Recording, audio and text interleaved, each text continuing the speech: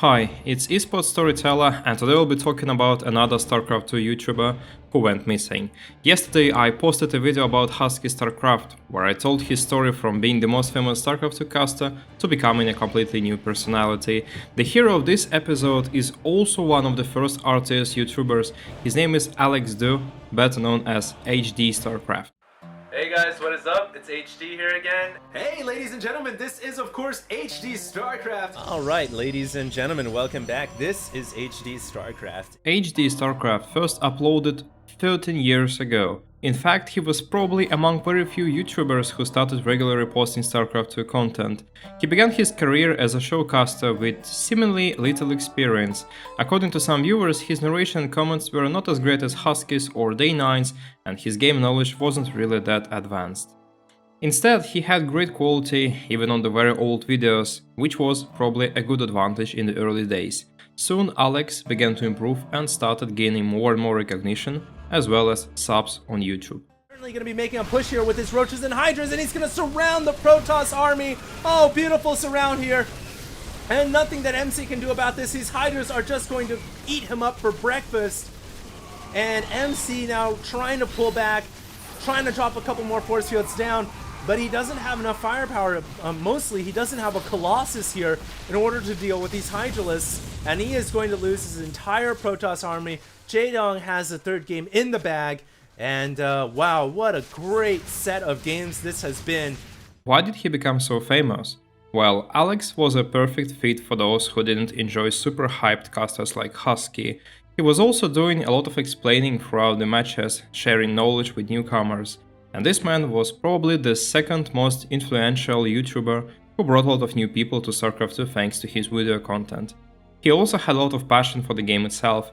He would even organize his own tournaments or show matches, such as HDH Invitational. Already in July 2010, HDStarCraft gained 100,000 subs and became one of the most famous casters of this game. Okay, first of all, what does HD mean? Where'd that handle come from? Well, it actually came from back in the days when I was a Brood War player and a caster. Brood War was the predecessor to StarCraft 2. I chose the name HD because there's a lot of casters back then that didn't have high definition videos. And so I wanted to make high definition videos, and I felt like I was one of the first ones out there. He was also a really hard-working person. Overall, he posted 1,555 videos on YouTube, most of them incredible and entertaining StarCraft 2 games in Wings of Liberty and How to Do Swarm. In 2012, HDStarCraft began broadcasting on WCS Australia, together with many other talented casters such as Maynard, Artosis and Tasteless. There isn't really much to say about his story. His channel was growing and everything seemed pretty good, but only until IGN Proleague Season 4. How do you keep it interesting, and how do you make sure that you're actually being someone that people want to listen to instead of just another voice? Well, you want to make sure that you're really exciting when you talk and you put in a lot of energy, and you want to make sure that you address the viewers and really get them involved in the game and think about how the players are playing, so you really interpret what the players are doing and explain it to the viewers out there. And I think a lot of it comes down to having a decent voice as well, hopefully, right? So HDStarCraft was invited to cast the event. It was one of his first big public moments. This opportunity was very important for him because it could make him and his channel even more thriving and successful. Unfortunately, it was a complete disaster. There wasn't any particular problem with how he casted the games, but some parts of the community said he was the worst caster they ever heard. Somebody even wrote that he wants to punch HDStarCraft in the face because of his lackluster casting. What was the problem? For some angry people, it seemed like HDStarCraft was more a YouTube caster type than a live event type. He wasn't as experienced on stage and probably felt nervous. His game knowledge wasn't as great and he made some mistakes here and there. Some people also mentioned his commentaries were mostly play-by-play, meaning that he just voiced everything that was on screen in front of viewers with little insights or analysis. HDStarCraft then came to Reddit to elaborate on the situation.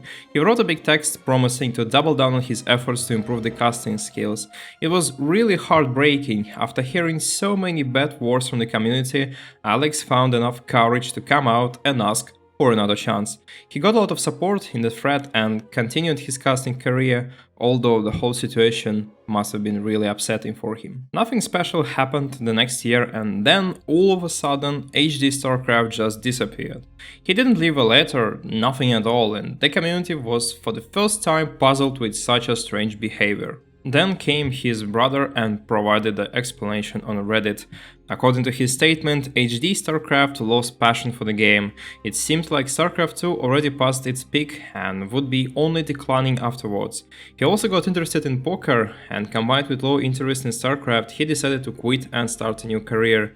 His brother also mentioned that people who were constantly heavily criticizing his casting ability also contributed to this hard decision. Their reaction to the post was different. Of course, most of the community still misses HDStarCraft. He was one of the pillars of StarCraft 2 community in the early days. It's really hard to imagine the game without his contribution.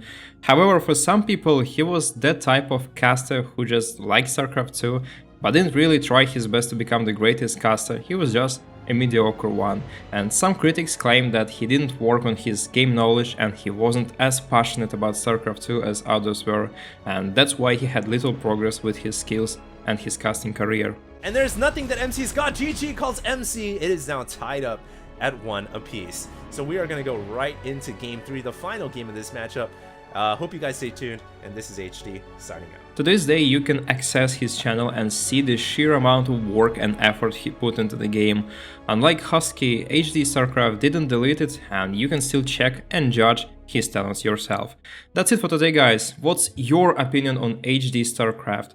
If you enjoyed this story, don't forget to subscribe for more in the future. Have a good day, good luck, and have fun.